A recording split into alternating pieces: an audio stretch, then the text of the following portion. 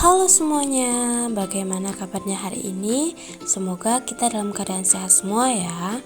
Baik, hari ini kita akan belajar mengenal perbedaan karakteristik peserta didik berdasarkan analisis kasus Pak Anto. Siapa sih Pak Anto itu? Pak Anto adalah guru senior di SMP Negeri 50 Sukamaju. Ia mengajar 32 siswa yang memiliki latar belakang sosial ekonomi yang beragam.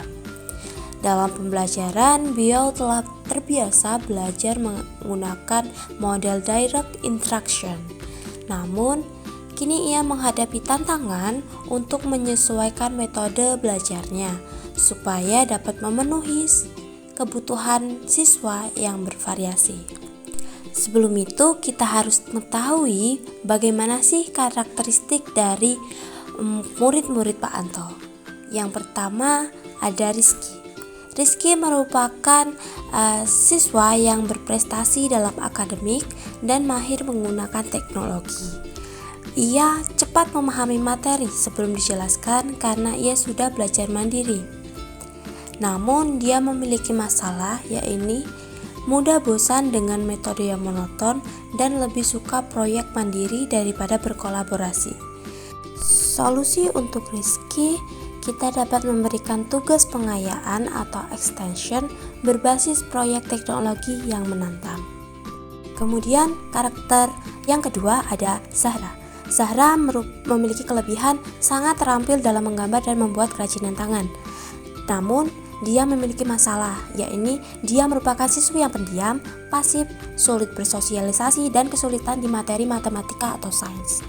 Hambatan yang ia rasakan ialah dia selalu mengalami kecemasan atau gugup ketika diminta tampil di depan kelas. Solusi yang dapat digunakan untuk Zahra yaitu menggunakan pendekatan visual untuk membantu pemahamannya. Yang ketiga ada karakter Beno. Karakter Beno memiliki kelebihan yakni kemampuan kepemimpinan yang baik dan aktif di ekstrakurikuler. Namun dia memiliki masalah yakni sering membuat kegaduhan. Kemudian fokusnya mudah teralihkan dan sulit fokus dalam waktu yang lama.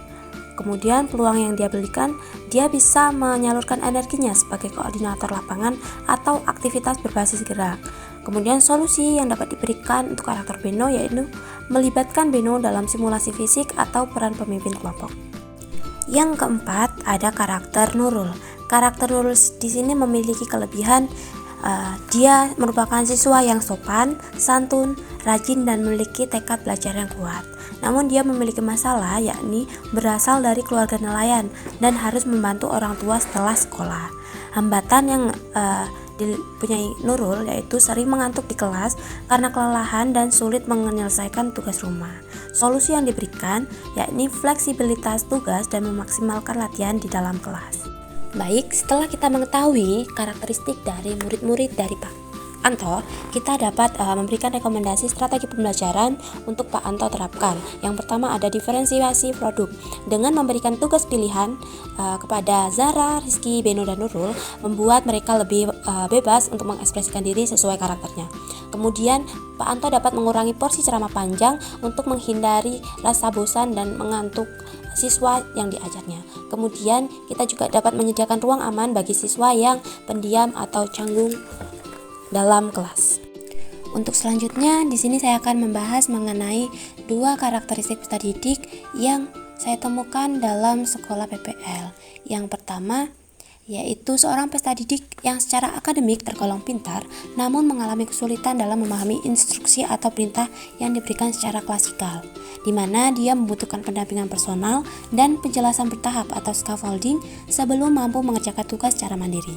Nah, situasi ini memiliki kemiripan dengan karakteristik dalam studi kasus Pak Anto yang sebenarnya memiliki potensi kognitif baik tapi membutuhkan arahan tambahan agar dapat mencapai performa yang optimal.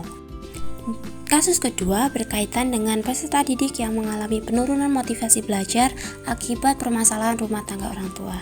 Dampaknya dia terlihat kurang fokus, kemudian rendahnya semangat belajar dan kecenderungan menghindari tugas.